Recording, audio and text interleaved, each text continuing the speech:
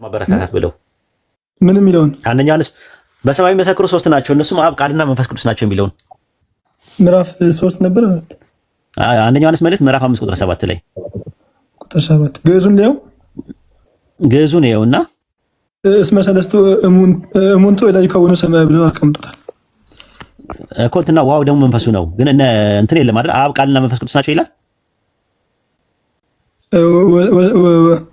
አብና እንትን የለም እንደዛ ምን የለም ወማይ ወደ ወከመ ውእቱ መጽአ በማይ ወበደም ወመንፈስ ኢየሱስ ክርስቶስ ወአኮ በማይ ባህቲታ አላ በማይነ ወደሚነ ወመንፈስ ውእቱ ይላል በውሃ በደም ይመጣ ይላል እስመ ሰለስቱ እሙንቱ እለ ይከውኑ ስማ እነዚህ ሶስቱ በአንድ ይስማማሉ አለ ውሃው ደግሞ መንፈሱ ነው የሚለው አሁን እንትኑን ነው የማን ነው የሰማንያዱን እንመልከተው የሚሊኒየሙ ላይ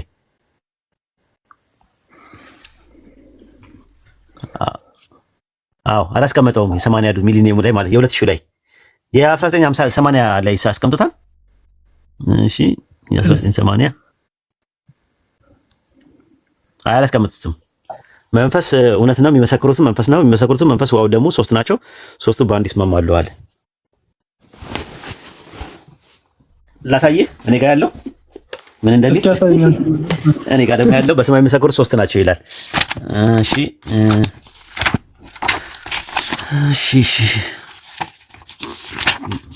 ማለት ፈጣሪ የሚፈራ ሰው እኮ አይጨምርም ቢያንስ ታማኝ መሆን አለበት ለቃሉ ለምን እንደዚህ ህዝቡን እንደሚያሉት ደግሞ አይናገሩም ደግሞ እኮ ሰው አያነብም ብሎ ስለሚያስቡ ንቀታቸው ነው እኮ የሚገርመኝ ሰው እንዴት በዚህ ደረጃ ሰው እንዴት ይንቃሉ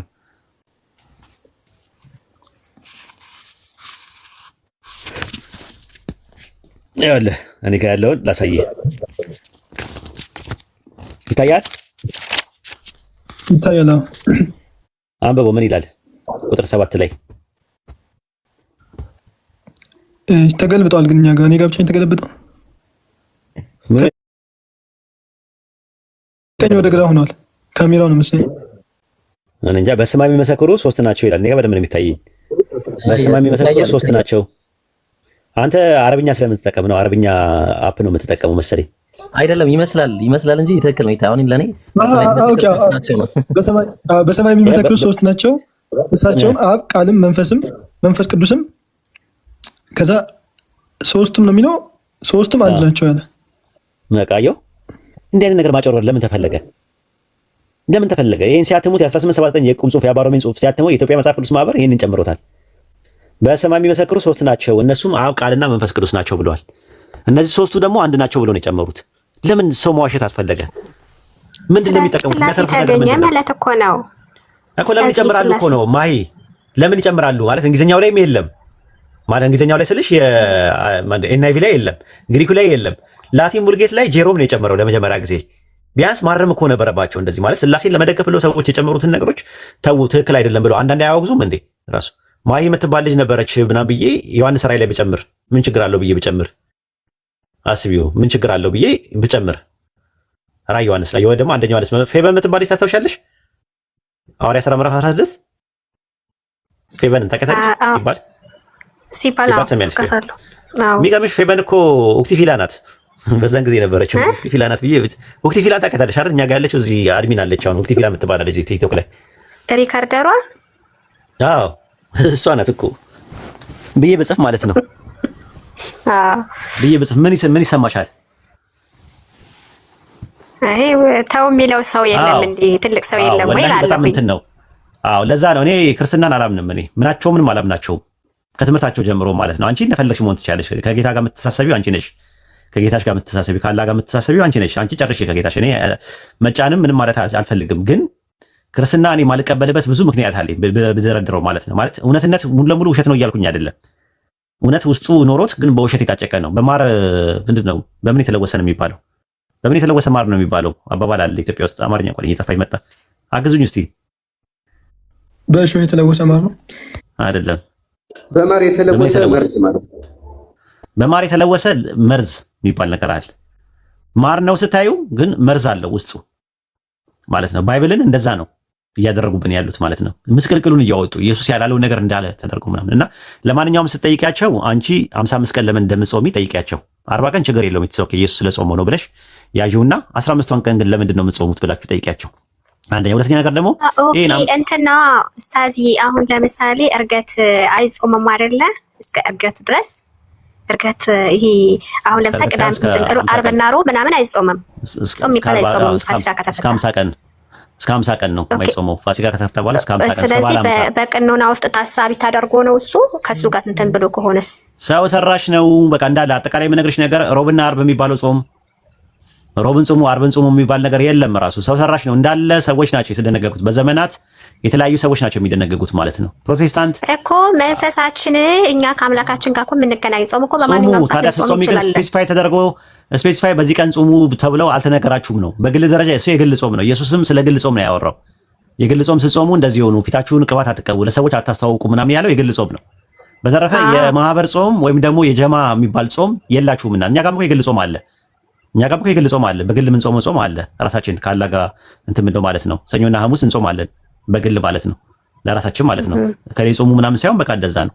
ያ ጾም ራሱ ነው ኡስታዝዬ አንድ አይሁዳውያ ማለት ነው የቀራጩ አይሁዳውያን ህግ እንትን ሲያቀርብ ምን ይለዋል? እኔ በሳምንት 2 ጊዜ ጾማለሁኝ አለ። አይሁዳኖች ራሱ በሳምንት 2 ጊዜ እንደሚጾሙ ልምድ ነበራቸው። ይጾማሉ፣ ግን ያ የሚጾሙት ሮብና ዓርብ አይደለም። አይነሱ ሮብና ዓርብ አይደለም። አይ ሮብና ዓርብ አይደለም፣ ሌላ ጾም ነው ራሱ። አንተን ኮሜንታሪውን ተመለከቸው። አይሁዶች በሳምንት 2 ይጾማሉ ሲል 2 የሚጾሙ የነበረው እጾማለሁ የሚል ነገር አይሁዳኖች ጋር አይደለም ያለው። እኔ በሳምንት 2 ይጾማለሁ ያለው የራሱ የሰውየውን የግል አመለካከት ነው የነገረን እንጂ ስፔሲፋይ ተደርጎ ሮብ ነው፣ ሐሙስ ነው፣ ሰኞ ነው የሚል መጽሐፉ ላይ የለም። ኡስታዝ አንተ አለ ኦኬ። እና እንደዛ ነው።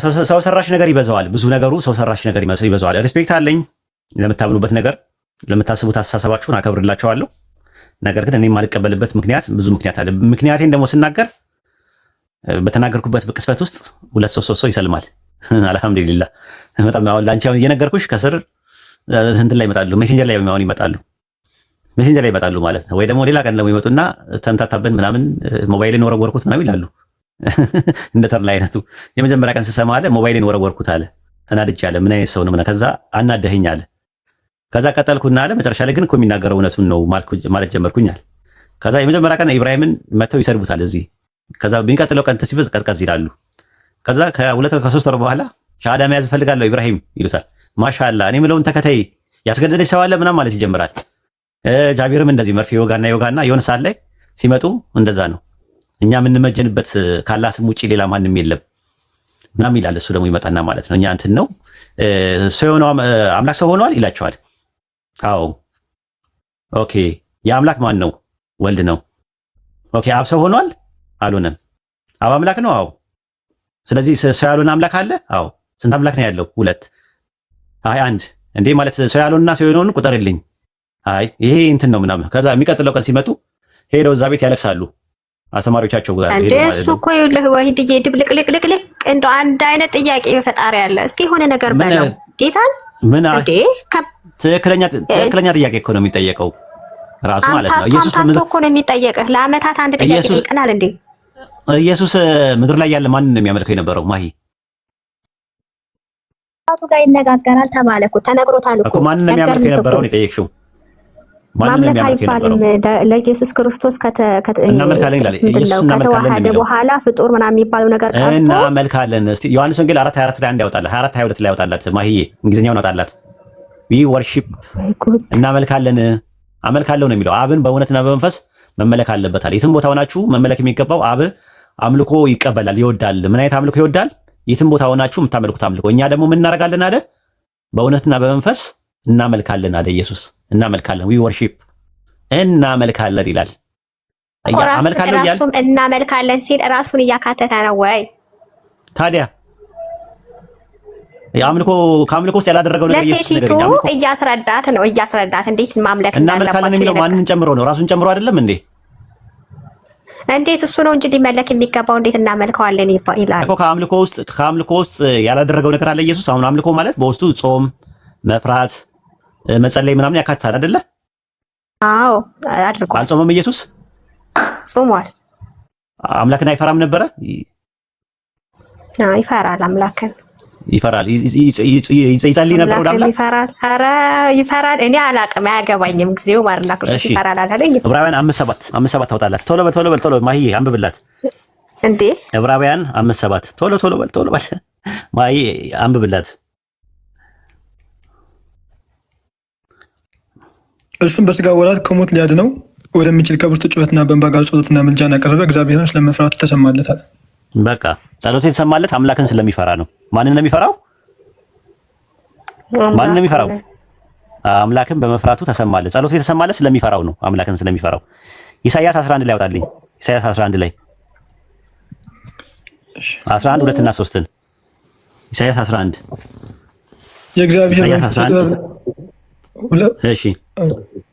የእግዚአብሔር መንፈስ የጥበብና የማስተዋል መንፈስ፣ የምክርና የኃይል መንፈስ፣ የእውቀትና እግዚአብሔርን የመፍራት መንፈስ ያርፍበታል። እግዚአብሔርን በመፍራት ደስታውን ያያል። ዓይኑም እንደምታይ አይፈርድም፣ ጆሮም እንደማትሰማ አይበይንም አለ። ማሻአላ። ስለዚህ እግዚአብሔርን የመፍራት መንፈስ አለበት ኢየሱስ። እግዚአብሔርን በመፍራት ደስታውን ያያል አለ። ደስታውን ያያል አለ። እንኳን አይደለም እግዚአብሔርን፣ ፍጡራንም ራሱ ይፈራል ኢየሱስ። የሆነ ሰዓት ላይ ፈርቶ ላበላብ ሆኖ ነበር። የደም እንትን ሲያልበው ነበረ ፈርቶ ኢየሱስ ፈርቶ የደም እንባ ፈርቶ ማለት ነው። የሚያበረታታው መልአክ ራሱ መቶ ነው ያገኘው። አይተሽ ከወደ ማለት ነው ሲፈራ ማለት ነው። በሰውነቱ ነው። አይ በምንም ይሁን በአጥንቱም ይሁን በቁርበቱም ይሁን እኛ እሱ አይደለም ነጥቡ። ሲጀመር ፍርሃት ከሰውነት ጋር የተያያዘም አይደለም ከአይምሮ ጋር የተያያዘ ነው። የሚገርምሽ ነገር ማለት ነው። እና ይፈራው ነበር እና ላበላብ ሆኖ የሚያበረታታው መልአክ መቶ ነበር ራሱ ፈርቶ ማለት ነው። ሲፈራ ማለት ነው። ሰዎችን ሲፈራ ማለት ነው። እና ያ ሰማይና ምድር በመካከላቸው ያለውን የፈጠረ የዓለማቱ ጌታ ያ ፍጥረትን የፈጠረው ከፍጥረት በላይ ያለው አምላክ ፍጡራንን ሲፈራ ታየኝ እኮ። ታየው እሺ፣ ችግር የለውም። ፍጡራንን እንትን የሚለው አንቺ በሰውነቱ ነው፣ በቁርበቱ ነው፣ በስጋው ነው፣ በአጥንቱ ነው ምናምን የሚለው ነገር ያዡ፣ ችግር የለውም። ኢሳይያስ 11 ቁጥር 3 ላይ ግን እግዚአብሔርን በመፍራት ደስታውን ያያል አለ። ማንን ነበር ሲፈራ የነበረው?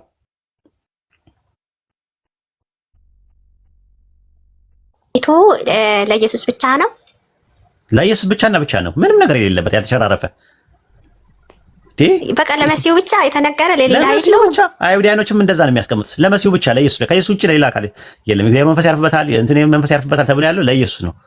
ለኢየሱስ ለመሆኑ ደግሞ ዕብራውያን ማነው ሐዋርያ ሥራ ምንድነው ሮሜ 11 ላይ ጳውሎስ ይጠቅሳል። ከእሴ ግንድ በትር ይወጣል ከስሩም ቁጥቋጦ ያፈራል የተባለው ስለ መሲሁ ነው፣ ስለ ኢየሱስ ነው። ራሱ እግዚአብሔርን በመፍራት ደስታውን ያያል ይላል ራሱ ማለት ነው። እሺ ኢሳይያስ 42:1 ላይ ያወጣላት። ኢሳይያስ 42:1 ላይ ማይዬ ኢሳይያስ 42:1 ላይ ያወጣላት። እሺ ባይ ጥያቄ አለ መጨረሻ ላይ ኡስታዝ ትጠይቂያለሽ። ኢሳይያስ 42:1 ላይ ይኸውልሽ እዚህ ጋር ማህያው ተልሻል። እነሆ ደግፌ ያዝኩት ባሪያዬ ይላል። ማን ነው ተናጋሪው? አብ አባቱ። እሺ ደግፌ ያዝኩት ባሪያዬ ይላል። ማን ነው ባሪያ የሚለው? ያው ባሪያ ማለት አገልጋይ ነው፣ ለኢየሱስ ነው። ማን ነው ባሪያ የሚለው? ኢየሱስ ነው። ኦኬ ደግፌ ይላል። ምን አድርጎ ነው የደገፈው? አይጠፋም። በእውነት ፍርድን ያወጣል። በምድር ላይ ፍርድን እስኪያደርስ ይበራል እንጂ አይጠፋም።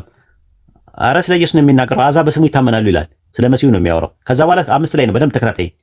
ሰማያትን የፈጠረ የዘረጋቸውም ምድርን በውስጡ ያለውን ያጸና በእርሷ ውስጥ ላይ የሚኖሩትን እስትንፋስ ለሚሄዱባትን መንፈስ የሚሰጥ አምላክ እግዚአብሔር እንዲህ ይላል። አሁን እግዚአብሔር ሊናገር ነው። የትኛው እግዚአብሔር?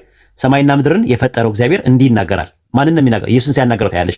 ከዛ ምን ይላል? እኔ እግዚአብሔር በጽድቅ ጠርቼሃለሁ አለ። ማንን ነው የሚለው?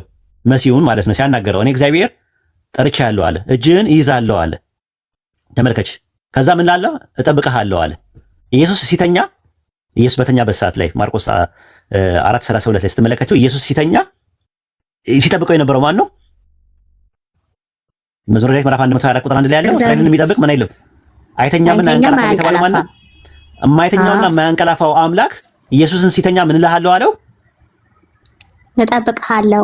እጠብቅሃለሁ አለው። ተመልከች። ሰማይና ምድር የፈጠረው አምላክ ኢየሱስን በሁለተኛ መደብ በጽድቅ ጠርቼሃለሁ አለው።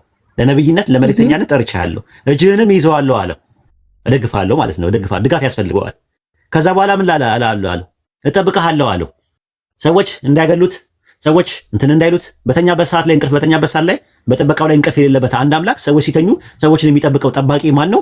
አንድ አምላክ ነው። ኢየሱስ የሚጠበቅ ነው። የሚጠብቅ ሳይሆን የሚጠበቅ ነው። ከዛ በኋላ ምን አለ መሰለሽ? ኢሳይያስ 44:24 ላይ ይሄ ሰማይና ምድር የፈጠረው አምላክ 44:24 ላይ ስትመለከቱ እንደዚህ የሚል ነገር አለ።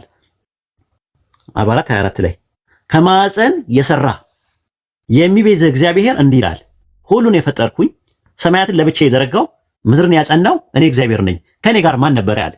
ሰማይና ምድር ቅድም ኢሳይያስ 42:6 ላይ ኢየሱስ ሲያናገረው የነበረው አምላክ ምን አለ? ከማዕፀን የሰራው አለ የሚቤዝ እግዚአብሔር እንዲህ ይላል፣ ሁሉን የፈጠርኩኝ ሰማያትን ለብቻ የዘረጋው ምድርን የሚያጸናው እኔ ነኝ አለ። ከኔ ጋር ማን ነበር አለ? ሰማይና ምድርን ስፈጥር ብቻዬን ነበርኩኝ። ከዛ በኋላ ግን ካለ በኋላ ይሄ ምን ይላል? ያናግረዋል። ማንን? በማዕፀን የሰራውን አካል ሲያናግረው ታያለሽ። ማንን ነው በማዕፀን የሰራው? ኢሳይያስ ምዕራፍ 49 ቁጥር 5 ላይ ግባላት። ኢሳይያስ 49:5 ላይ ኦኬ፣ እዚሁ ላይ ቆይ እንሄዳለን።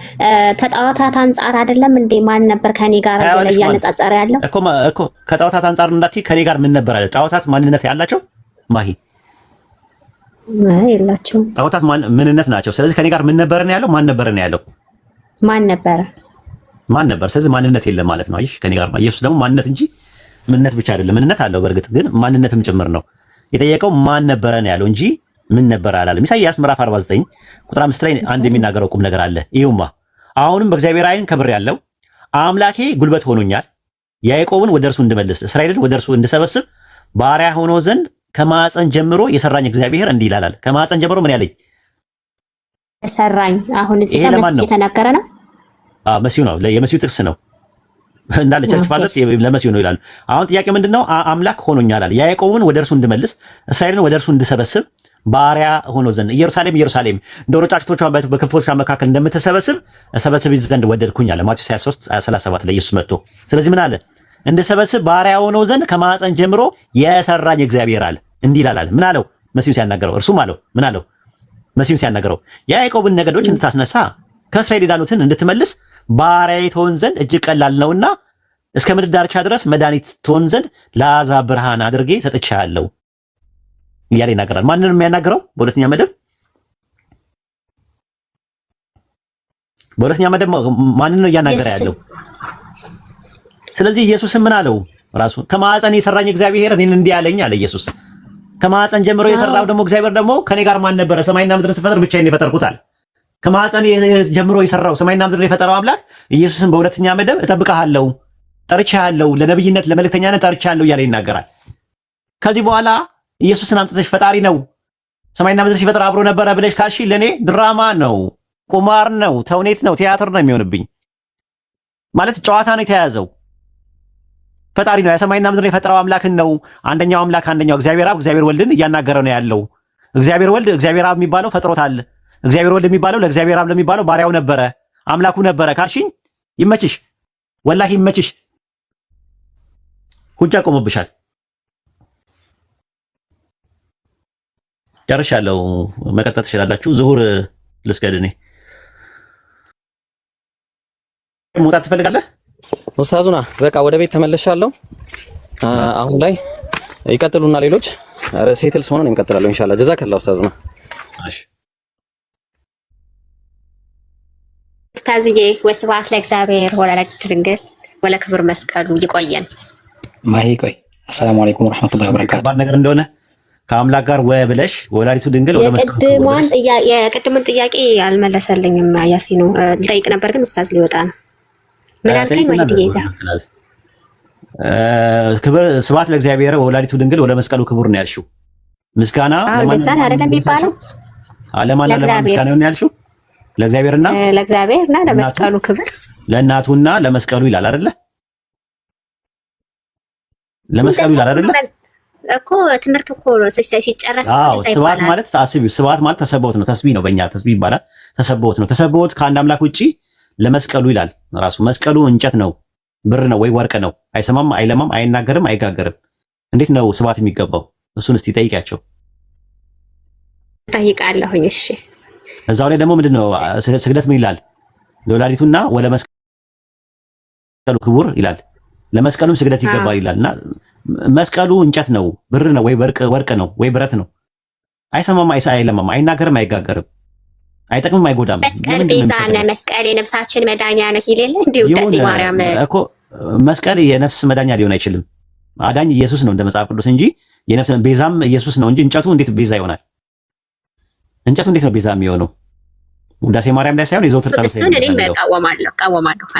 እሱ ሳይሆን አሁን ስግደትና ስብሐት እንዴት ይገባዋል እንጨቱ? ሲቆም ብለሽ አስቢ ማሂ። የብር በሳት ተጫወት። ወላሂ እኔ በጣም ነው ማዝነው እንደዚህ አይነት ነገር በእሳት ሰው እንዴት በእሳት ይጫወታል? ታዲያ ለምን ይላሉ? ይሄን እኮ የሚሉት ሊቃውንቶች ናቸው። የቤተ ክርስቲያን በጣም ይበሉ። ግን አንቺ ለእሳት የሚማገድሽን ነገር ለእሳት የሚያደርግሽን ነገር ዘጸአት ምዕራፍ 20 ቁጥር 3 ላይ በላይ በሰማይ በታች በምድር ካለው የማንኛውም የተቀረጸ ምስል አድርገህ አትስገድ አታምልክ ይላል። አንቺ ደግሞ ምስጋና ስብሐት ታቀርቢያለሽ፣ ስግደት ታቀርቢያለሽ ለመስቀል። እሺ ማርያምስ ኢትስ ኦኬ ማለት የእግዚአብሔር እናት ናት ብለሽ አሰብሻት። ምናልባት ለማይሰማ ለማይለማ ለማይናገርና ለማይጋገር ነገር እንዴት ነው ስግደት የምታቀርቡት? ተመችቶሻል ይሄ ነገር? ያያይ አላቀርብም። እኔ የማመልከው እግዚአብሔር አሽኮ ስብሐት ለእግዚአብሔር ወላዲተ ድንግል ለመስቀሉ ክቡር አለሽ። ገዛ ያቆም ብሎ ነው ገዛ ያቆም ብሎ ነው እንትን የሚሉት ማርያምን አምልኮ እንደሚገባ ታውቂያለሽ? የአምልኮ መስዋዕት ላንቺ እንሰዋለን ብለው እንደሚሰው ታውቂያለሽ? ኦርቶዶክሶች ያው ይኖራል። አይ የለም አለለህም ይኖራል። እኔ አላውቅም። እሱ ነው እኮ የምልሽ። ስሉስ ቅዱስ ይላሉ ራሱ ስሉስ ቅዱስ ይላሉ። ስሉስ ቅዱስ ማለት ምን ማለት ነው? ስኒ ምን አውቃለሁ። ስሉስ ማለት ምን ማለት ነው? አብ ወልድ መንፈስ ቅዱስ ነው። ስሉስ ማለት ሶስት ማለት ነው በግዕዝ። ስሉስ ቅዱስ ማለት ሶስት ቅዱስ ማለት ነው ሲላቸው ደግሞ ስሉስ አምላክ ይላሉ ሲያወሩ። ምን ማለት ነው ስሉስ አምላክ ማለት? አንድ አብ ወልድ መንፈስ ቅዱስ ማለት ነው ወይ? እኔ አላውቅም። ይሄኛው ግዕዝ አላውቅም። የሚገባኝ ስሉስ አምላክ ማለት ምን ማለት ነው ትርጉሙ? ስሉስ ማለት ሶስት ማለት ከሆነ ስሉስ አምላክ ማለት ምን ማለት ነው? ሶስት አምላክ ልንል ነው? አይሽ በአማርኛ ሲሆን ይዘገንናቸዋል። በግዕዝ ሲሆን ደግሞ እኛ ሶስት አምላክ አንልም ይላሉ። በግዕዝ ሲሆን አይገባቸውም ስለማያውቁት ተብሎ ቁጭ ብሏል በግዕዝ። እንደዛ ነው ማለት። ሰለስቱ አጋዕዝት ይባላሉ፣ ሶስቱ ጌቶች ይባላሉ። ዓለምን የሚገዙ አጋዕዝተ ዓለም ሥላሴ ይባላሉ። አውቃቸዋለሁ እነሱን። ታዲያ አጋዕዝተ ዓለም አጋዕዝት እያልሽ እያመለክሽው እንትን ነው። ባይብል ላይ ኦሪት ዘፍጥረት ምዕራፍ 35 ቁጥር 1 ላይ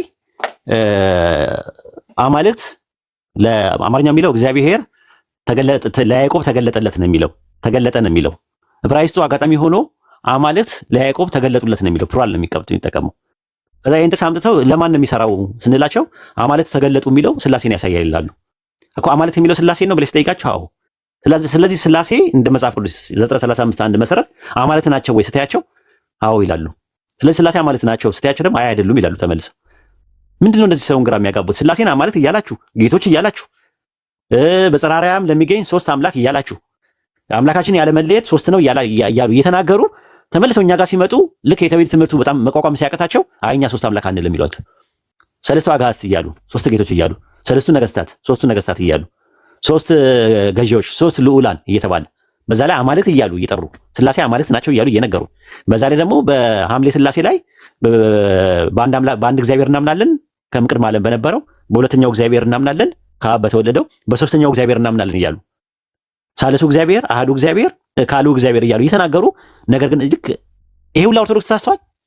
ኢትዮጵያ ውስጥ እኮ 50% እኮ ክርስቲያን ነው አይደል? 50 ወይ ኦፍ ኮርስ 50% ሙስሊም ነው፣ 50% ክርስቲያን ነው። ከክርስቲያን ውስጥ 35% ኦርቶዶክስ ነው።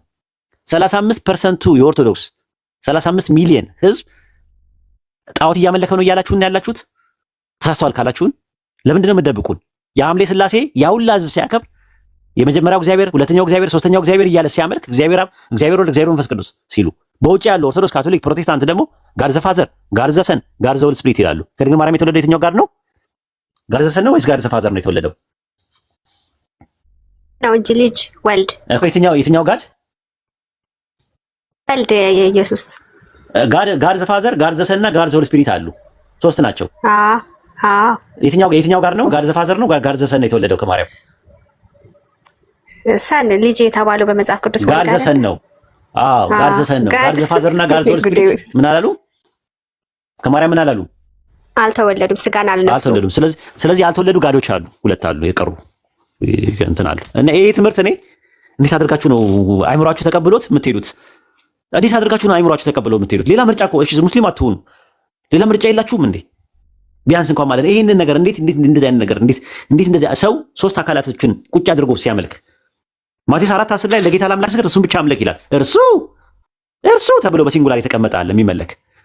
እናንተ እነርሱ እያላችሁ ሶስት አካላትን ታመልካላችሁ። አይምሯችሁን አይቆረቁራችሁም? ሊናችሁን አይቆረቁራችሁም?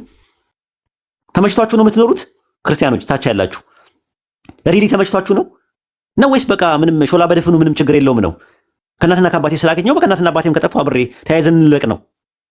አስቡበት፣ ወላሂ አስቡበት።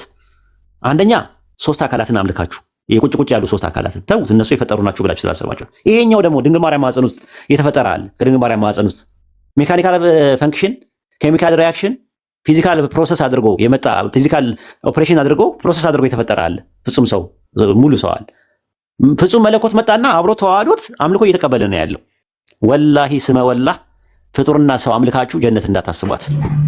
ዛሬ ከሰማችሁበት ጊዜ ጀምሮ ውጃ ቆሙባችኋል። ፍጡር እያመለካችሁ እንዳታስቧት። ሌላው የነ መስቀል የነ መላእክት የነ ማርያም ምናምን ነገር ኦርቶዶክስ ጋር ነው ያለው። ፕሮቴስታንቶችን ነው የምነግራችሁ፣ ከስራ ያላችሁ የምታዳምጡ ፕሮቴስታንቶች ወላሂ ፍጡር እያመለካችሁ ማርያምን አናመልክም ለመስቀል አንሰግድም ምን ውስጥም የለንበትም እያላችሁ ተመልሳችሁ ሶስት አካላት የምታመልኩ ከሆነ ሽርክ ውስጥ ነው ያላችሁት።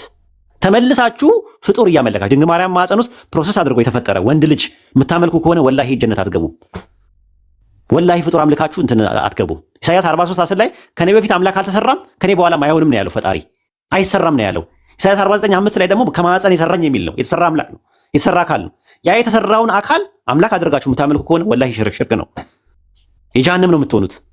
አላህ በሐቁ አይደራደርም በሽርክ። ሽርክ በጣም ትልቅ ወንጀል ነው። አስቡበት። ማሂን ብቻ ሳይሆን ከስራ ያላችሁ ፕሮቴስታንቶች። ቀጥለ የብሮዬ ይቅርታ አፉ በለኝ በሞኖፖሊ ያዝኩት። ኧረ ኡስታዝ እንዴ ጀዛከላ ኸይር። በጣም ብዙ ትምህርት ነው የሰጠን። አላህ ይቀበል። ጀዛከላ። ኦልራይት ሂር ዊ ጎ ጌም። እጃ ሰላም አለይኩም እንኳን ደህና መጣ። ተዋት እያልክ ነው ከታች።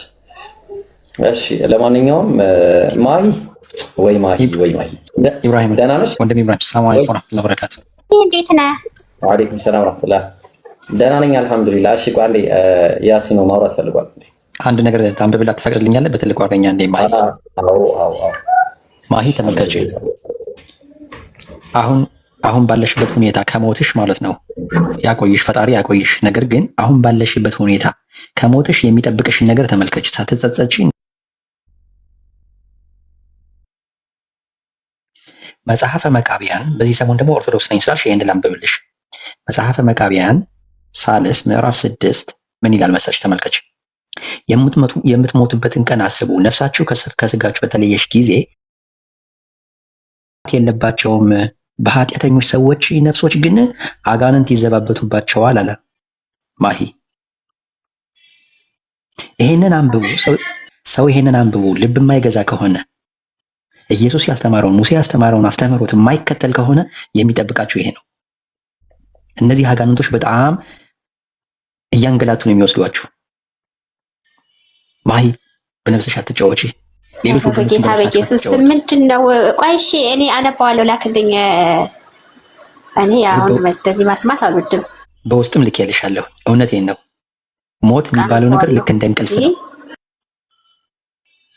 ልብ ግዙ። የምትሞቱበትን ቀን አስቡ እያለ ነው። ነፍሳችሁ ከስጋችሁ በተለየች ጊዜ ገንዘባችሁንም ለሌላ በተዋችሁ ጊዜ ወደማታውቁት ጎዳናም በሄዳችሁ ጊዜ የምትመጣባችሁ መከራ አስቡት። ይሄንን ምንድን ነው የሚጠብቃቸው? የፈጣሪያቸው የእግዚአብሔርን ፈቃድ ስላላደረጋችሁ አለ። የፈጣሪ ፈቃድ ምንድን ነው? እርሱን በብቸኝነት እንድታመልኩት እንድትገዙት ነው። ኡስታዝ ወሂድ እስካሁን ሲናገር የነበረው ሲያስተምር የነበረው ከእኔ በቀር ሌላ አምላክ የለም ብሎ የሚናገረውን አምላክ ካላመለካችሁ የሚደርሳችሁ ጣፈንታችሁ ይሄን ወደታች ባነብሽ ቁጥር በጣም ትደነግጫለሽ። እሺ ማይ ጀዛከላህ ኸይረን ኢብሮ እድሉን ስለሰጠከኝ። ኧረ አብሽር ሀቢቢ እንዴ ጀዛከላህ። አንተም ስላደረከን አላህ ይቀበልህ። ኦልራይት እሺ ማይ እንዴት ነሽ ግን ደህና ነሽ ወይ ማይ? ጥያቄ ያለኝ ያለሽ ስለነበረ ኢብሮ እሱን አለልህ። ኢብሮዬ እንዴት ነህ ወንድምዬ? ወገን እንዴት ነህ ማለት ሁሉም ነገር ደህና ነህ? እንዴ እንደዛ አሳኪ። እኔ የምልሽ ጥያቄ እናስተናግድሻለን። ከጥያቄ በፊት ግን ጥያቄ ነበረኝ። ምን ነበር? ምን ሆንክ? ምን ገጠመህ? የገጠመኝማ በጣም ከባድ ነገር ነው። የሚገርምሽ ነገር እኔ በበኩሌ ባይብል ላይ ኢየሱስን ከማግኘት በላይ ነብዩ መሐመድን አገኘው። ምን ትያለሽ? እሱማ የእናንተ መጽሐፍ ቅዱስ ነው ተባለ እኮ። እናንተ ያሳተማችሁት ነው። ታዲያ እኛ ያሳተምነው ተባለ? የማይባል ነገር የለም። እሺ ኢየሱስ አምላክ ነው የሚል ነገር አጥቻለሁ ባይብል ላይ። ምን ትያለሽ? አጥቻለሁ ነው አግኝቻለሁ? አንድ ጥቅስ የለም። ኧረ ራይን አንብብ። እኔ እኮ ያስመለጡኝ እኮ ወንድሞቼ ራይን አስነብበውኝ ነው። እና ራይን አንብብ ወላሂ በይ ራይ አንብብ። በእውነት በተለይ ራይ 5 በቃ አልኩህ ጉድ ነው ያደረገኝ።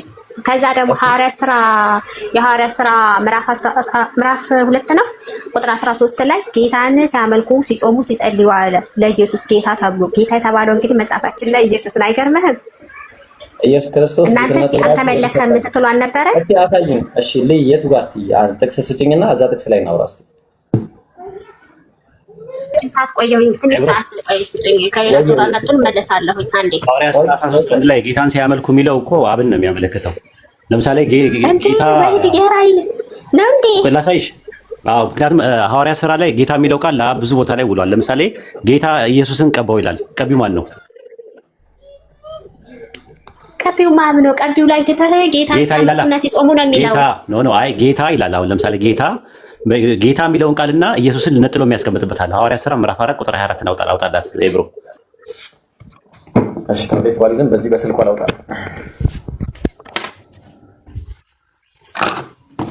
እሺ ሐዋርያት ሥራ ምዕራፍ 4 ቁጥር 24 ያው ሳዙና ሳዛለ የት ሄደ? እነሱም በሰሙ ጊዜ በአንድ ልብ ሆነው ወደ እግዚአብሔር ምን አድርገው ያወራሉ እኮ ጌታ ሆይ አንተ ሰማይና ምድርን ባህሩን በእርሱ የሚኖሩን የፈጠርክ ያሉት የሚሉት ማንን ነው? ጌታ ሆይ የሚሉት ማንን ነው? ማሂ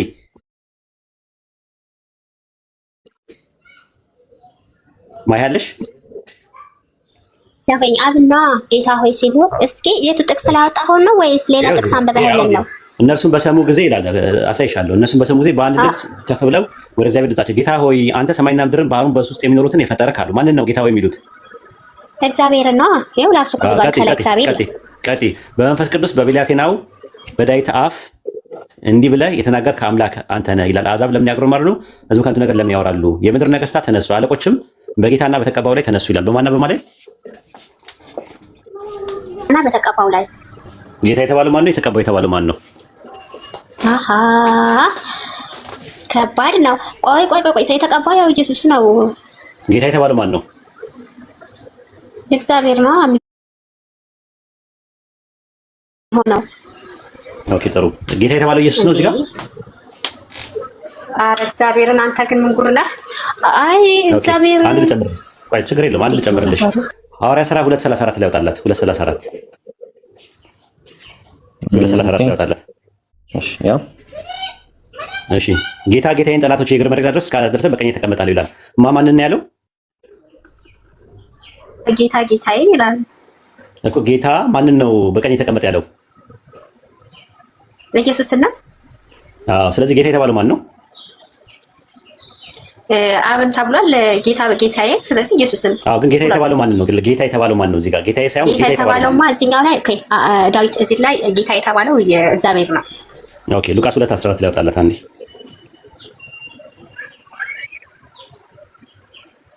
አንድ ነገር ስናመጣ ታበላሻላችሁ፣ ውሃ ትደቁበታላችሁ። ከባድ ነው ግን እንዴት ይሻላል ታዲያ?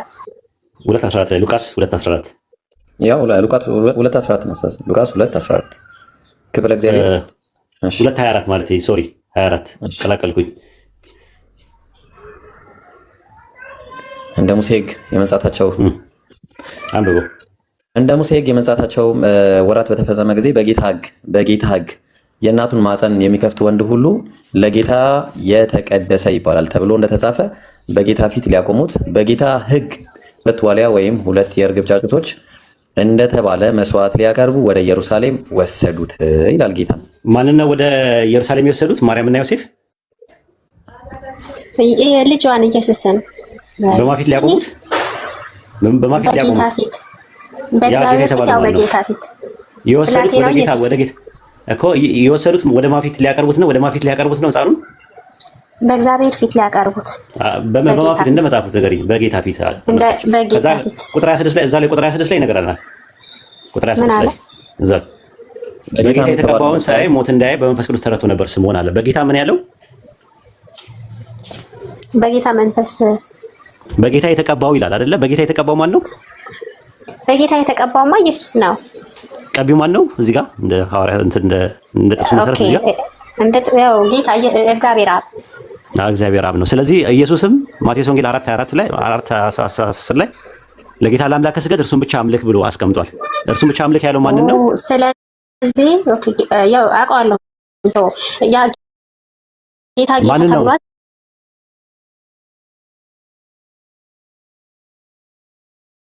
ስለዚህ ለአብም ተነግሯል ነው ለጌታ ለአምላክ ብቻ ስገድ ነው።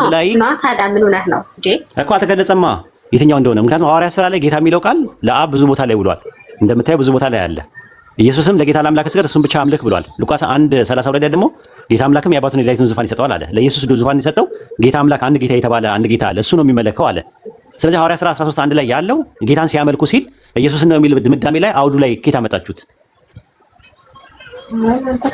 እኛ ጌታ የሚለውን ነገር አግኝተን ነው አልኩህ እኮ ዝም ብሎ ጌታ ብሎ መባል እኮ የለበትም። ሌላ ደግሞ አለ እንደ ባይብል ያው ጌታ ተብሎ የተጠቀሰው በአብዛኛው ቃል ለኢየሱስ ነው። ሐዋርያት ሥራ 13:1 ላይ ጌታን ሲያመልኩ የነበረው የሚለው አብርሃምን ነው የሚያመለክተው ለኔ ሐዋርያት ሥራ ላይ። ምክንያቱም አብርሃም ጌታ እንደሆነ ተነግሮኛል። ስለዚህ ሐዋርያት ሥራ 13 ላይ ጌታን ሲያመልኩ ነበር ሲል አብርሃምን ሲያመልኩ ነበር ብዬ ተረጉመዋለሁ እኔ። ጉድ ኧረ ተው እንደሱ ይተረጎማል ግን ወይ ይድዬ እንደው ግን ኢብራሂም ደግሞ የጠየቀሽ ጥያቄ ሌላ ጥያቄ ነው የጠየቀሽ። ኢየሱስ ይመለካል አይመለክም አይደለም ጥያቄው።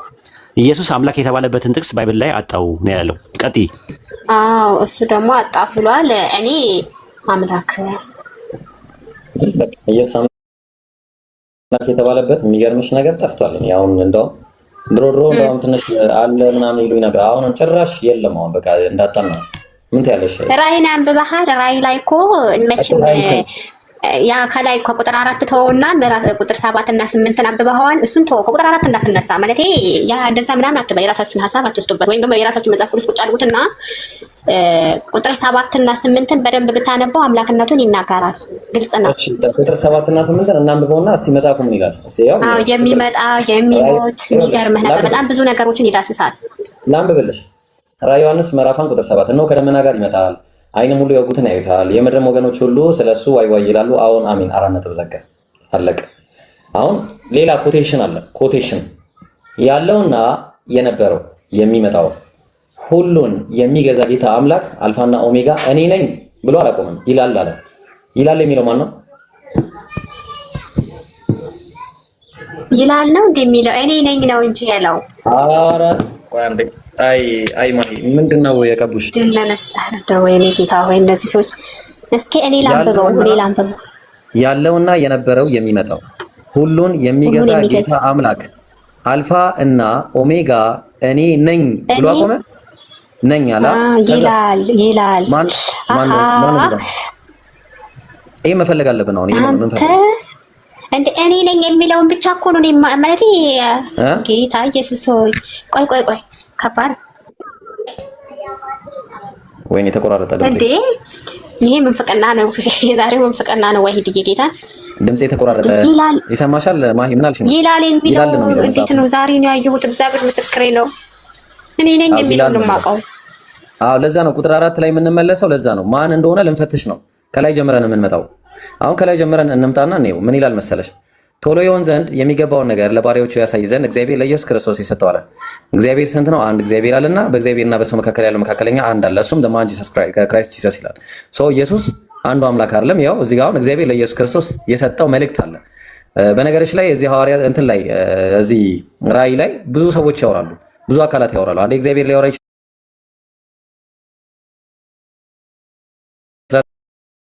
ኢየሱስ ክርስቶስ የሰጠው በእርሱም የተገለጠው ይህ ነው አለ።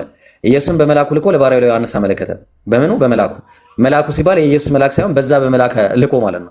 ከዛ ቀጠልና እሱም ለእግዚአብሔር ቃልና ለኢየሱስ ክርስቶስ ምስክር ላየውም ሁሉ መሰከር አለ። የእግዚአብሔር ቃል ሌላ፣ ኢየሱስ ክርስቶስ ሌላ። አየሽው? ዘመኑ ቀርቧልና የሚያነበው የትንቢቱን ቃል የሚሰሙትና በውስጡ የተጻፈውን የሚጠብቁ ብፁዓን ናቸው አለ። ኦኬ ጥሩ። ቀጠለ ቁጥር 4 ላይ ዮሐንስም በእስያ ላሉት ለሰባቱ አብያተ ክርስቲያናት አለ።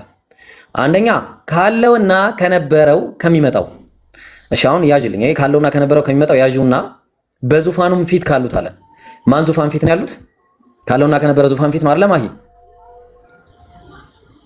ማሂ የሎ በዙፋኑም ፊት ካሉት። ስለዚህ ዙፋኑ ላይ ያለው አብ መሆኑን ደግሞ ሐዋርያት ሥራ ምዕራፍ 5 ላይ ነው። ሐዋርያት ሥራ ምዕራፍ 5 ቁጥር 6 ላይ ተመልከቺ። በዙፋኑና በአራቱ አንበሶች መካከል በሽማግሌዎች መካከል እንደታረደ በግ ሆኖ ቆሞ አየሁት አለ። ቆሞ የታየው ማን ነው? እንደታረደ በግ ቆሞ የታየው ክርስቶስ አይደለ? አዎ ኢየሱስ ማለት ነው። እሱ ቆሟል። ግን አሁን እዚህ ጋር ቁጥር 7 ላይ መጥቶም ማለት እንደ በግ ቆሞ የነበረው እንደታረደ በግ ቆሞ አየሁት የተባለው መጥቶም በዙፋኑ ላይ ከተቀመጠው ከዚያ ከቀኝ እጁ መጽሐፉን ወሰደ አለ። ስለዚህ ከቀኝ እጁ መጽሐፉን የወሰደው ዙፋኑ ላይ ካለው ነው። ዙፋኑ ላይ ያለው ደግሞ አብ ነው። ኢየሱስ ክርስቶስ ግን ቆሞ ነበር። የት ነው የቆመው? በዙፋኑና በአራቱ አንበሶች መካከል በሽማግሌዎቹ መካከል እንደታረደ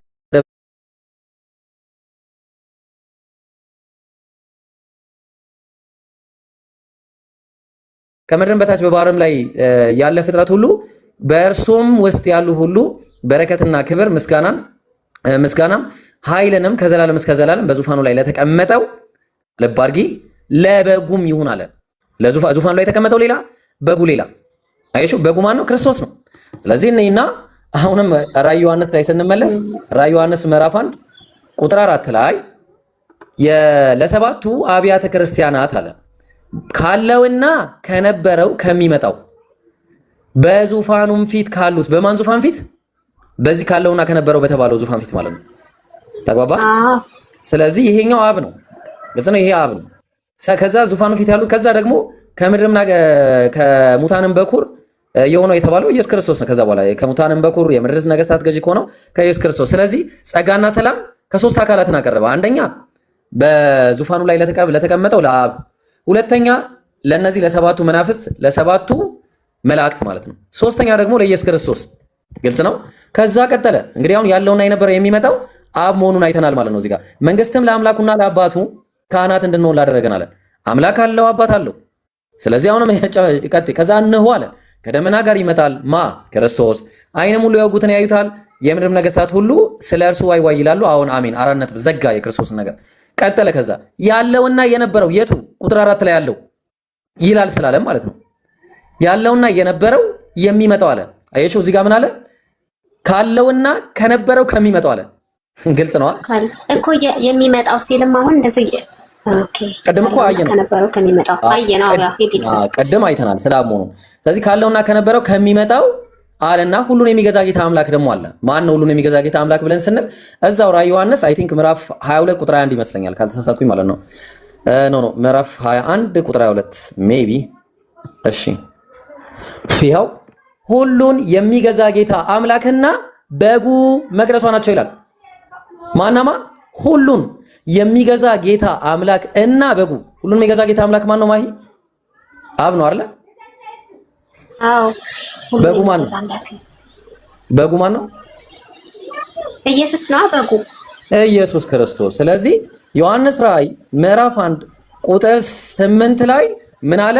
ያለውና የነበረው ያለና የነበረ የሚመጣው ቁጥር 4 ላይ አግኝተናል። ሁሉን የሚገዛ ጌታ አምላክ ማን ነው? እሱ አብ አልፋና ኦሜጋ እኔ ነኝ ይላል። አለቀ እኮ በቃ ይኸው እሱ ነው ያለው። በቃ ኢየሱስ አንድም ቦታ ሁሉን የሚገዛ ጌታ አምላክ ተብሎ አያውቅም።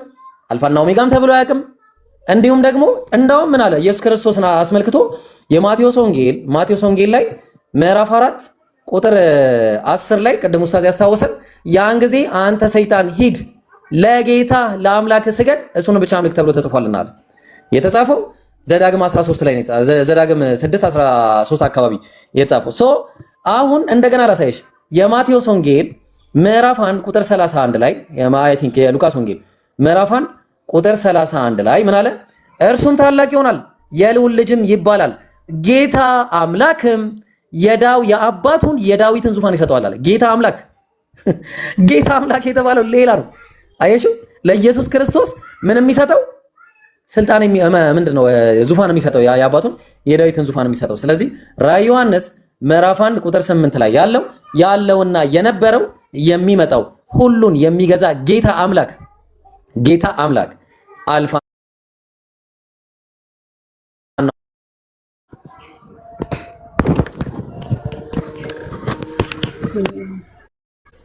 ከባድ ነው። ምን እንስጣችሁ ያለን ማለት እንግዲህ ወደፊት የሚመጣው ብለን የምናስበውን መጽሐፍ ቅዱሳችንን እናደረጋችሁት። ምክንያቱም ያለው ፍጻሜ ተብሎ በተስፋ የምንጠብቀው ነው። ራእይ ላይ አንድ ቦታ ኢየሱስ ክርስቶስ አምላክ ነው አይደለም? አንድ ጥቅስ ራእይ ነው። እሱንም አይተሃል? አምስትን አይተሃል? አምስት ላይ ነው ጭራሽ የባሰ እኮ ነው። ጭራሽ አምስት የባሰ ነገር። ቁጥር 13 እና 12 ከፍጥረት ያው ይመለካል አብሮ ማለት ነው። እሱም ታይቶ በቃ ኖ ላሳይሽ ነኝ። ራዕይ ዮሐንስ ምዕራፍ 5 ቁጥር ስንት ላይ ልሂድልሽ? ቁጥር 13 በሰማይና በምድር 3 ጀምሮ ነው። እሺ ቀጥል። 13 በሰማይና በምድር ከምድርም በታች በባህር ላይ ያለ ፍጥረት ሁሉ በእርሱም ውስጥ ያለ ሁሉ በረከትና ክብር፣ ምስጋና፣ ኃይልም ከዘላለም እስከ ዘላለም በዙፋኑ ላይ ለተቀመጠው ለአብ ለበጉም ይሁን ሲሉ ሰማሁ። የሰማው ማን ነው? ማን ነው የሚባለው? የዮሐንስ ነው። ከዛ ደግሞ እንግዲህ አሁን ለሁለት እቺ ነገር እኮ ናት በጣም ገርሞ ይኸውልህ ኢብሮጂ ለበጉ እንዴ አግኝተናል። ቆይ መሳፍንት ላይ አሁን ከሽ አውሪ ችግር የለም አውሪ። የምን መሳፍንት ነው? እዚሁ ላይ ነው የምንፈራሰፈው። ይኸውልህ አሁን ለበጉ ይሁን ብሎ ዘግቷል። በዙፋን ላይ የተቀመጠው ማን ነው ነው ዋናው? በዙፋኑ ላይ የተቀመጠው ብቻ ነው የሚቀመጠው። እሺ አንድ ጥያቄ ልጠይቅሽ። ለእግዚአብሔርና ለአንድ አካል መስገድ ይበልጣል ወይስ ለእግዚአብሔርና ለአንድ አካል ምስጋና ማቅረብ ይበልጣል? የትኛው ይበልጣል? ከሁለቱ የቱ ይበልጣል? መስገድ ይበልጣል? ለአምላክና ለሰው አንድ ላይ መስገድ ይበልጣል ወይስ ለአምላክና ለሰው አንድ ላይ ምስጋና ማቅረብ ይበልጣል? አይ ማምለክ ይበልጣል ማለት ነው። መስገድ አይደለ? አዎ የሚገርም ነገር ቤተክርስቲያን ለንጉሱና ለእግዚአብሔር ለንጉሱና ለእግዚአብሔር ሰገዱ ማለት እግዚአብሔርንም ንጉሱንም አንድ ላይ ያመለኩ ነው ወይስ ንጉሱን ብቻ እሱ ነው ለይቶ አስቀምጦታል። ለንጉሱ ብሏል። እዚህ ጋርም ለበጉ አለ ለበጉ ይላል። አሁን ቁም ነገሩ ምንድነው?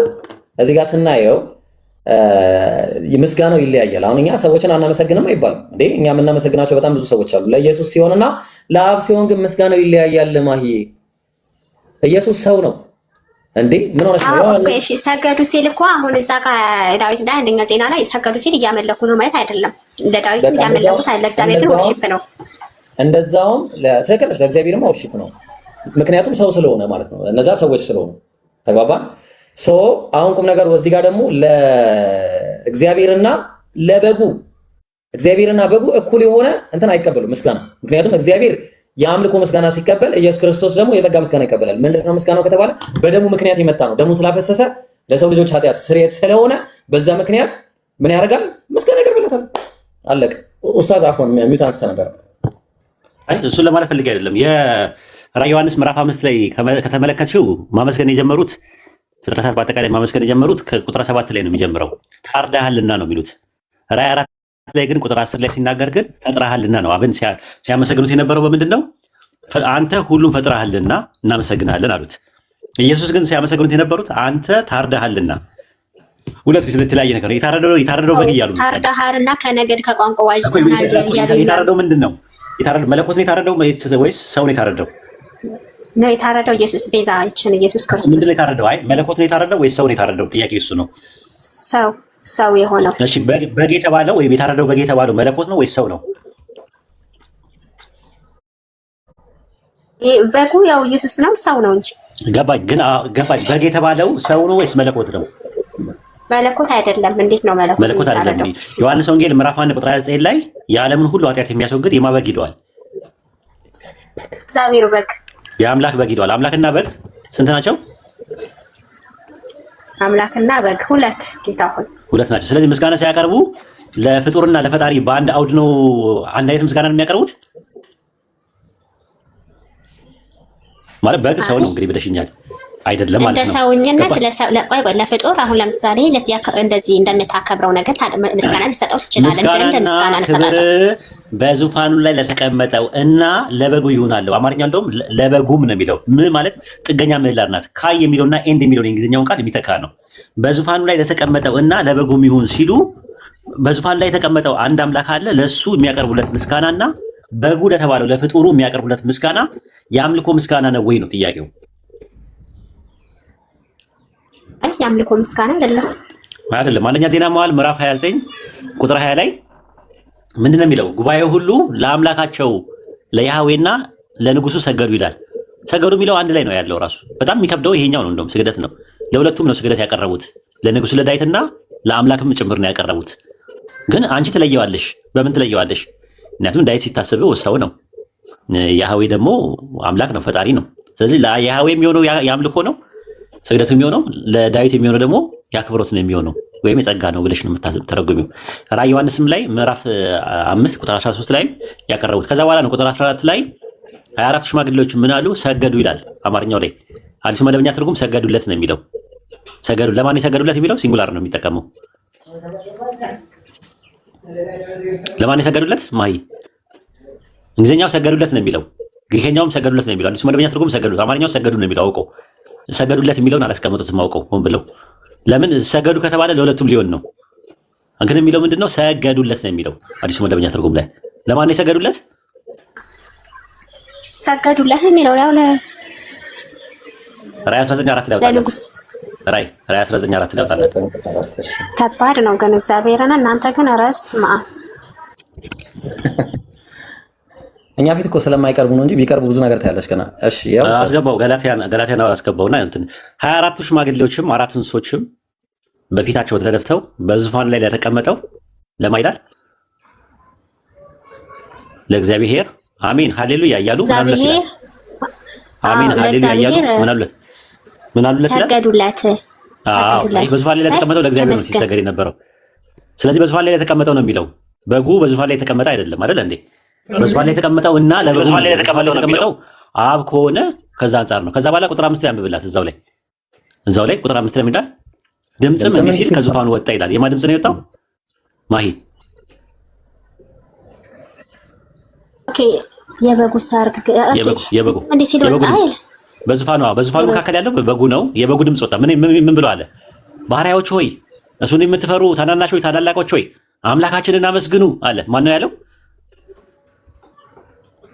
የባሳት ታምጣ ቆይ አምላካችንን አመስግኑ አለ ኢየሱስ። እዛ ላይ ሲሰግዱለት አየና ባሪያዎች ታላላቆች አምላካችንን አመስግኑ አለ ኢየሱስ። እንዴ አምላካችንን አመስግኑ አለ ኢየሱስ። አምላካችንን አመስግኑ ሲልሽ አንቺ ሄደሽ ኢየሱስን የምታመሰግኝ ከሆነ ችግር ውስጥ ነው ያለሽው ማለት ነው። ግልጽ ነው። ገላትያ የሚባለው ልጅ ኢብራሂም ኢየሱስ እንደሚመለክ ማስረጃ አለኝ እያለ ነው ያለው። ቀጥሉ ከሱ ጋር። አዎ ሰላም ናችሁ? ሰላም ብለናል። ሰላም። እስቲ ኢየሱስ እንግዲህ እንደሚመለክ ክርስቶስ እንደሚመለክ ቨርስ ልጠቁማችሁ ነው መጣሁት። እስቲ ጠቁመን እስቲ እባክህ። የዮሐንስ ወንጌል ታቸው እስኪ ሄድበት ያስተምራል። የዮሐንስ ወንጌል 20 እሺ 28 ነው። አዎ ኢየሱስ ጭራሽ እዛ ጋር አምላክ ተብሎ አልተጠራም። ይገርማል። ቶፒክ ይጠበቅ አካሄድ ኢብራሂም እሱ ያለው እኮ የሚመለክበት ነው ያለ አምላክ ኢየሱስ አምላክ ተብሏል። አይደለም ፖይንቱ እሱ መጀመሪያ ያለውን ነገር ነው አይደለም ኢየሱስ የሚመለክበት። ቲቶ 2:13 አንድ ገላትያ ያልከን ምንድነው? ኢየሱስ የሚመለክበትን ጥቅስ ልስጣችሁ ብለህ ዮሐንስ ወንጌል ምዕራፍ 20 ቁጥር 28 ላይ ነው የጠቀስከው። እዛ ጥቅስ ላይ ስለ ማን ያመለከው? ቶማስ። እስቲ ማስረጃ አምጣ። በቃ ቀጥሉ። አሁን አምልኮን ጨርሱና ከዛ በኋላ ወደ አምላክነት ትሄዳላችሁ። እሺ አምጣሽ። ጌታ አምላክ ካለ እኮ የሚል ነገር ይሄ የሌለ ነገር እንዳታወራ ቢላል አለ ሰገደለት እንዳትለኝ። ይቀጥል። ይሄው ጌታ አምላክን ብሎ መለሰለት ይላል። ጌታ አምላኬ አምልከው ማለት ነው ብራዘር። ጌታ አምላኬ ካለ ታዲያ ኢየሱስ አላለውም። አንተ ለምሳሌ አንድ ሰው መጥቶ በ10 ጣት ይፈርም ይነግራለው ኢየሱስን አላለም። ጥያቄው እሱ አይደለም። ጥያቄው የገባኸው ኢየሱስ እንደሚመለክ ማስረጃ አለኝ ብላል። ማስረጃ እንደሚመለክ አምልኮ እንደሚቀርብለት ሰው አምልኮ የቀረበበትን ቦታ አሳየንና ከዛ በኋላ ደግሞ ወደዚህኛው እንመለሳለን። ችግር የለውም አታስብ። ይሄ ግልጽ የሆነ አማርኛ ያወራው መሰለኝ። አምላክና አምልኮ ምንድነው ልዩነቱ? አምላክ ተብሎ መጠራትና አምልኮ በጣም ይለያያሉ። በነገራችን ላይ ቢሆን እንኳን ማለት ነው። አምላክ ብዙ አይነት የአምላክ አይነት አለ። የጸጋ አምላክ አለ፣ የባህሪ አምላክ አለ። ገና ይለያል እሱ ራሱ። ግን አሁን ቁም ነገሩ ኢየሱስ ክርስቶስ ተመልኳል። የተመለከበት ጥቅስ አለኝ ብለን የገባው እሱን አሳየን። ከሌለ ደግሞ የለኝም በለኝና ኢየሱስ አምላክ መሆኑን ላሳየ በለኝ። አንድ እኮ ነው፣ አንድ ነው። አንተ ሲጀመር እንዴት ነው የምትከራከረው? አንድ አይደለም። መስገድ ያው ማምለክ ማለት ተሰገደለት የአምልኮ ስግደት ማለት ልትችል ትችላለህ። ከዛ ደግሞ አምልኮ ቀረበለት የሚል ነገር ልታመጣ ትችላለህ። ብዙ ነገሮች አሉ። ተግባባን? እንደውም መሰለህ አንድ አካል ለምሳሌ አንድ አካል ተመለከ ካልክ እውነተኛ አምላክ መሆኑ ምናምን ያጠራጥራል። ለምሳሌ አንድ ሰው እኔ ዝም ብዬ ወስጄ ባመልከው እውነተኛ አምላክ ነው ማለቱ ያስጠረጥራል። ግን አምላክ ከተባለ ለምሳሌ አንተ አንድ ሰው እኮ ጋይስ በቃ እወቁ የለው መረጃ የለው መቶ በመቶ ቲቶን ሰጠው ቲቶ 2 ሰጠው ቲቶ 2:13 እኮ ተመለከ ይላል። አምላካችን ይላል። እሱን ኢየሱስን አምላካችን ካለ ስላብ ነው የሚያወራው። እሱም ስላብ ነው የሚያወራው። ኢየሱስ አይ በጭራሽ ስላብ አያወራም። ስላብ ነው የሚያወራው። ስለ ኢየሱስ ክርስቶስ አያወራም። እናንተ አታምኑም። በእርግጠኝነት ሩል ታውቃለህ? ገላትያ ምን ሻርፐስ ሩል ታውቃለህ? እሱን አላውቅም። እኔ የማውቀው ኢየሱስ አምላክ መሆኑን ነው። አታውቅም እኮ የማታውቀው ነገር ስለሆነ እዛ ቲቶ ላይ ጭራሽ መሄድ የለብህም። ተወው። አሁን ኢቨን ዮሐንስ እዚህ ዮሐንስ 20:28 ላይ ራሱ በትመጣ እሱ ላይ ራሱ ይዛለሁ። ግን አሁን ይሁንና በቃ ያኛው የለም። እሺ ተመለከ የሚለው ኢየሱስ አምላክ መሆኑ ማስረጃ አለ። ኢየሱስ አምላክ መሆኑ ይሄው እኮ ቃሉ ነገር 20:28 እሺ 28 ተክሳለ 20:28 ኢየሱስ አምላክ ነው ይላል። ኢየሱስ ነው አምላኬና ጌታዬ ያለው። ታዲያ ማን ነው ያለው? በቃ ለምሳሌ አሁን እኔ አንድ ሰው እዚህ ጋር ለምሳሌ የሆነ ሰርፕራይዝ አምጥቶልኝ ይሄንን ቁርአን ኢብራሂም እንካ ብሎ ቢሰጠኝ ኦ አላህ እንዴ ምናምን ብዬ በጣም ነው ምን አይደል እንዴ ያ ሰው የመለሰለት ለኢየሱስ ስለሆነ አይደል እንዴ? ምኑን ያየውና ያመነው? ኢየሱስ ከሞት መነሳቱን በስጋ አየ። በቃ እናመሰግናለን። ስለዚህ ኢየሱስ አምላክ መሆኑን አይደለም ያመነው። እሺ ኢየሱስ በስጋ ከሞት አምላክ እንዳስነሳው አመነ። ከዛ በኋላ ምን ሆነ? እንደዛ ሚል የለም። እንደዛ ሚል ካገኘ እሺ አንዴ ምን ካገኘው ምን አሳየኝ። እሺ ኡስታዝ አይ በጣም ዘፍጥረት ላይ ገላትያ ታስታውስ እንደሆነ ሎጥ ጋር የመጡት ሁለቱ መላእክቶች ታስታውሳቸዋለህ? እሺ እንግሊዝኛውን አንድ አንብብለት። ዘፍጥረት 19:19 እሺ 19:18 ላይ እሺ ወይ ትግርኛ ልኩት ግን እሺ ያ ኦሪት ዘፍጥረት እዚህ ጋር ምን ያለ መሰለህ? ኤንድ ሎት ሴድ አንቱ ዘም አለ ካለ በኋላ ምን አላቸው ይላል? ማይ ሎርድ አላቸው ይላል። ማንን ነው ማይ ሎርድ ያለው? መልአኩ አይደለም። ሎጥ ሂ ሴድ አንቱ ዘም አለ ለነርሱ አላቸው አለ። ምን አላቸው? ኦ ማይ ሎርድ አለ። ጌታዬ ሆይ አለ ይላል። ማለት ሲንጉላር ነው ራሱ። ጌታዬ ሆይ ያለው ማንን ነው? ወደ ማን ነው ያለው? ለማንን ነው ማይ ሎርድ ያለው? ሎጥ ያለው ሁለቱን ካየ በኋላ ነው እኮ። ማንን ነው ለማን ነው ያለው ነው የሚለው እዚህ ጋር ጥቅሱ በደንብ አበይ። ሎጥ ሴድ አንቱ ዘም ይላል። ለማን ነው ያለው? ለነሱ እኮ። እነሱ የተባሉት እነማን ናቸው? መላእክቶቹ ነው ማይ ሎርድ እያለ የሚናገረው። ሜቢ ይሄኛው መሰለህ ማይ ሎርድ እያለ በሲንጉላር የሚናገረው ማንን ነው? እሺ ቀጥልና እዛ ጋር ቢሆልድ ናው ዩር ሰርቫንት አለ። ባሪያን አትለፈው እያለ ያወራል። ዩር ሰርቫንት እያለ ባሪያን አትለፈው እያለ የሚያወራው ማንን ነው? ሁለቱም መላእክት ነው ወይስ የሁለቱም መላእክት ጌታና አምላክ ነው? እንዴ ብለህ ነው የምትወስደው እኮ። ጥያቄ ነው ጠይቀህ እንዲገባ ነው። ዮሐንስ ወንጌል 28 በቀላሉ እንተረዳው ነው። ገላትያዬ እሺ አብራራልኝ። አንተ እንዴት ነው የምታስበው? ሎጥ ኢንዲኬት የሚያደርገው እነሱን እያናገራቸው እዛው ላይ እያናገረ ያለው ማንን ነው? ጌታ ሆይ ባሪያን አትለፈው ምናምን እያለ የሚያወራው ማንን ነው ጥያቄው። እኔ በእርግጠኝነት ሎጥን አንብቤ አይደለም። ሎጥማ ምን ይነበባል? ሰው እኮ ነው፣ መጽሐፍ አይደለም እሱ እኮ አውቃለሁ። ጀነሲስ ስለ ሎጥ አንብቤ አይደለም ነው የሚባለው። ያው ነው እናንተ እንትን ነው በቃ የሆነ ስህተት ፈላጊ ናችሁ። ነው ስህተት መፈለግ አይደለም እኮ ለማስረዳት እኮ ነው፣ እንዲገባህ ነው። ኢብራሂም አመጣ። አሁን በግራመር ቢያመጣልህ ግራምፊን ሻርፕ ሩል የሚባል ህግ አለ። በዛ ህግ ለኢየሱስ እንዳልሆነ ማስረጃ በደንብ ማስረዳት ይችል ነበረ። ምንድነው ውስንነት አለ። አንተ ማጭበርበር ነው የሚሆነው። እውቀቱ የሌለው ሰው ጋር በዛ ጉዳይ ላይ ግሪክ መቻል አለበት። ግሪክ ስለማችል ሊገባ በሚችለው ቋንቋ እያስረዳ ነው ያለው። አሁን ዮሐንስ ወንጌል ምዕራፍ 20 ቁጥር 28 ላይ እንግሊዝኛውን አውጣለት እዛው ላይ እንዲገባው። እሺ ያው ይታያል። እስቲ ቶማስ said to him, my Lord and my God. አየው ቶማስ ምን አለ ይላል? ቶማስ said to him ጌታዬ አምላኬ። ወደ ማን ነው ያለው አለ? he said ወደ ማን ነው ያለው? ለሱ ሂም የተባለው ማን ነው? ወደ ኢየሱስ ሆኖ ግን ጌታዬና አምላኬ የሚለው ሌላ አካል ነው። ልክ ማን ነው? ዘፍጥረት ምዕራፍ 19 ይሄን እርግጠኛ መሆናችን እዚህ መከፋፈሉን እኮ ነው የማታውቀው። እዚህ ጋር አሁን ችግሩ አይደል እንዴ? ምክንያቱም እዛ ጋር ዮሐንስ ወንጌል ምዕራፍ 20 ቁጥር 17 ላይ ለመግደላዊት ማርያም ምንድን ነው ያላት? ኢየሱስ ወደ ማን ሄደሽ ምን ባያችሁ አላት? ምንድን ነው ያላት? አስታውስ እንደሆነ ወደ አምላኬና ወደ ምናችሁ ይላል። ወደ አምላኬና ወደ ምናችሁ ይላል ሲላቸው ለሐዋርያቶቹ።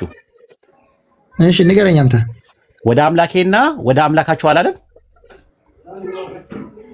እሺ አምላካችሁ ወደ አምላካችሁ አድርጋለሁ ብሏል ኢየሱስ። አምላካችሁ ያለው ማንን ነው? አብ። እሺ ቶማስ ለቶማስ አምላኩ ማን ነው? ከሐዋርያት መካከል አንደኛው ቶማስ ነው አይደለ?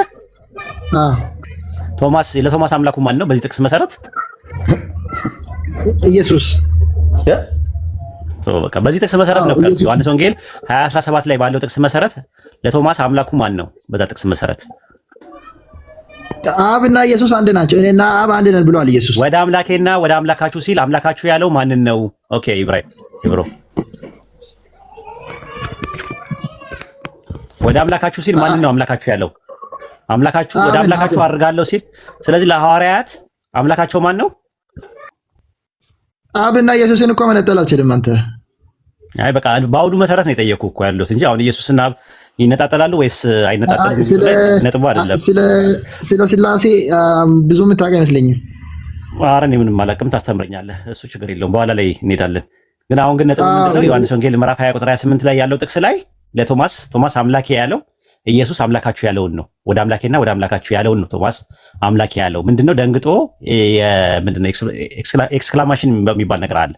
ልክ ዘፍጥረት 19:19 ላይ ስታየው ሎት ሴድ አንቱ ዘም ይላል። ወደ እነሱ አላቸው ይላል። ምን አላቸው? ማይ ሎርድ ጌታዬ ሆይ ባሪያን አትለፈው፣ በሰላም ታሰናብተዋለህ እያለ አለ።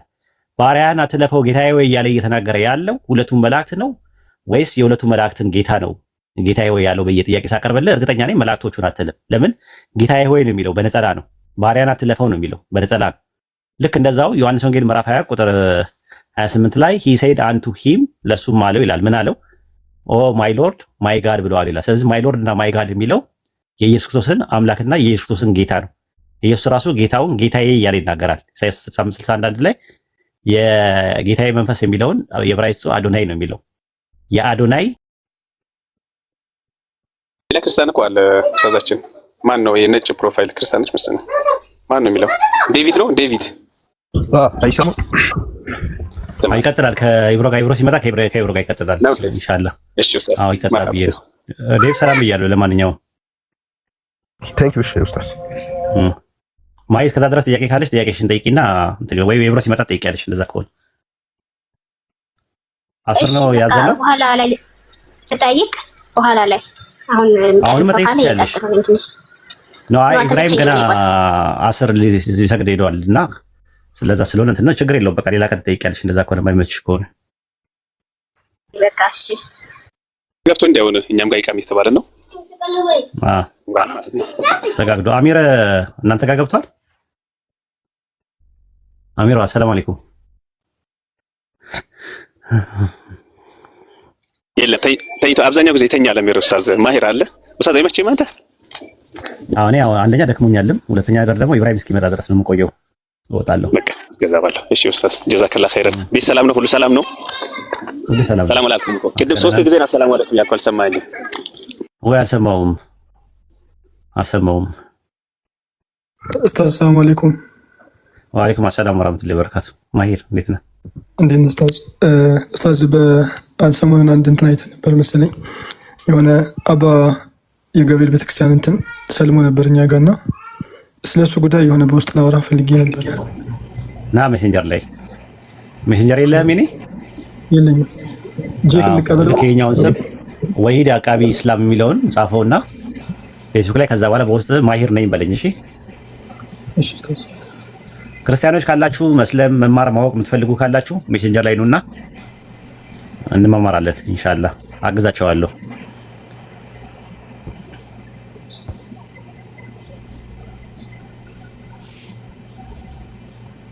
መሲ አሰላሙ አለይኩም ወራህመቱላሂ ወበረካቱሁ።